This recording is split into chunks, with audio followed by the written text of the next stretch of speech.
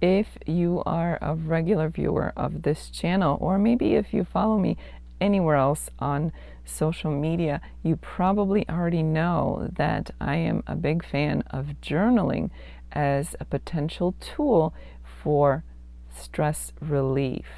Journaling is one of those things that can be tremendously beneficial for processing new information, for processing emotions, and for regulating or managing stress and its effects in your life. You may have tried journaling and discovered that you really like it, or maybe it wasn't that interesting to you, and it's one of those things where you either enjoy it or you don't.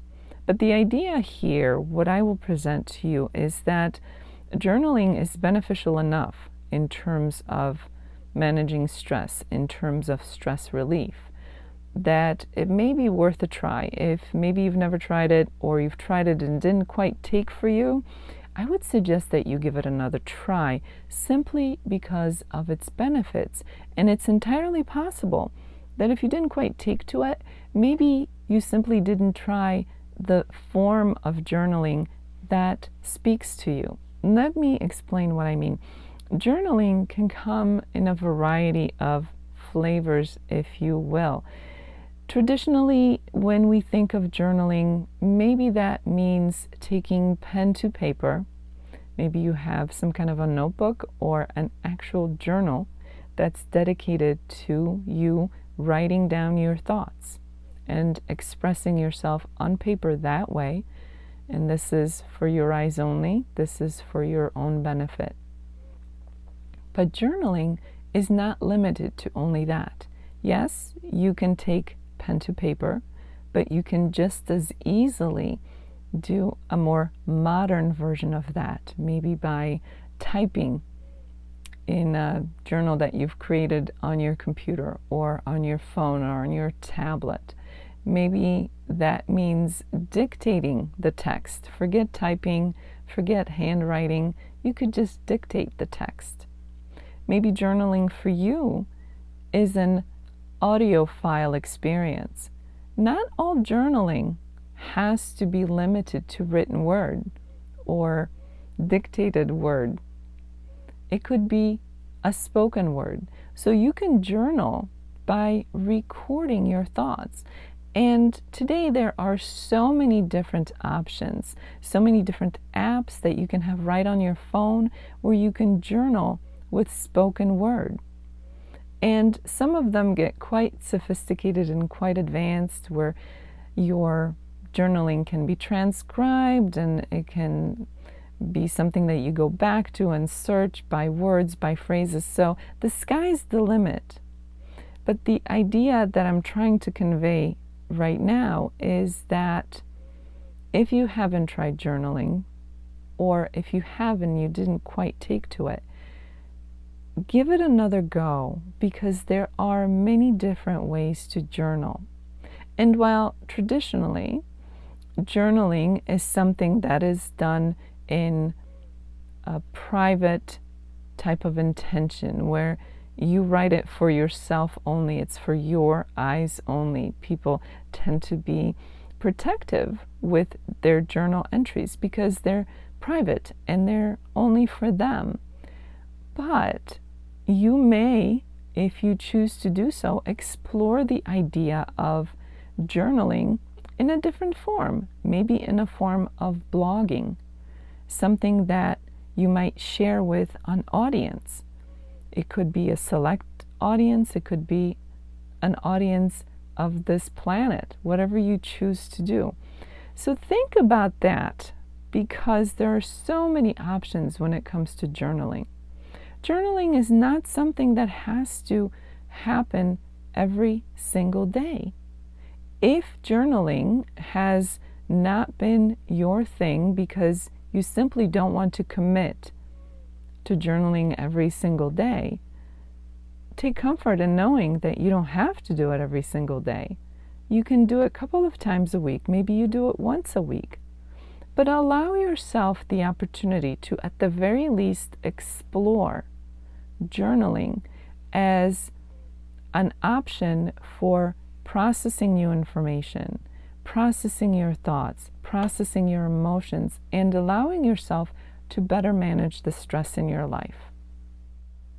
One thing that you can do as you begin to explore journaling, or maybe you're already journaling but are looking for a new way to engage this task, you may seek out some prompts that will get you going, get you moving, get you talking and thinking about certain things or about your day in certain ways. So seeking out journaling prompts, which you can Google all day long, there are plenty of options that you can find online, may be tremendously helpful. Maybe in the past, journaling has been a struggle for you because you feel like you have the writer's block. You don't know what to write, even though this is solely for your eyes and it's private and it's just getting your thoughts and emotions and ideas on paper. Sometimes it can feel like you're stuck, but getting some journaling prompts may be just what you need to give you that little push in the right direction, to get those creative juices flowing. And that doesn't mean that you're writing fictional story and you have to become a writer all of a sudden, just to get your thoughts going about your own life, about your own emotions, about what's going on with you. Again, to allow you to get those thoughts out of you onto paper or an electronic version of that so that you can start to process. This is why, historically speaking, it can feel so good to talk to a friend. Even if you're not asking for their advice or feedback, to simply talk, because that's what provides you with that process of trying to figure out what this information is and what it means to you, what your experience from the day or from the week means to you, your feelings about it, your thoughts about it, any conclusions that you might reach. And you don't have to reach those conclusions right there and then. That may be something that helps you to put your thoughts on the back burner, where you can come up with ideas, or you can come up with decisions, you can come up with conclusions a day or two later.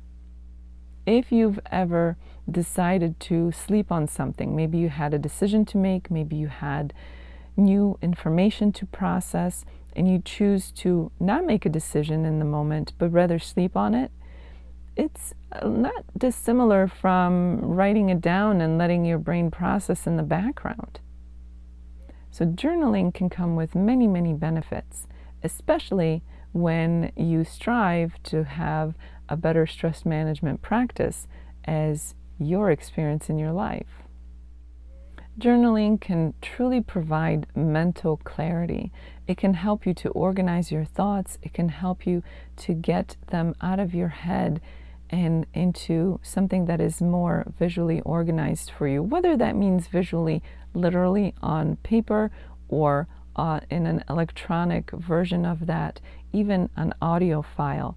When we try to convey something, an idea, information, whether we're talking to a person or whether we're journaling, we are forcing ourselves, in some sense, to organize those thoughts, to organize that information for better, easier processing. This is a great way to help you to clear your mind, especially when it's overwhelmed or cluttered. And all of that is just one more way of dealing with stress in a better, more effective, more efficient way. So today, I strongly encourage you to explore the idea of journaling, whether or not you've tried it and didn't really like it, or you've never tried it. Try something that's new to you in terms of how you journal, when you journal. But give it a try, because there are simply too many benefits to leave this stress management tool off the table. If you'd like to learn more about a comprehensive approach to stress management, check out the links below.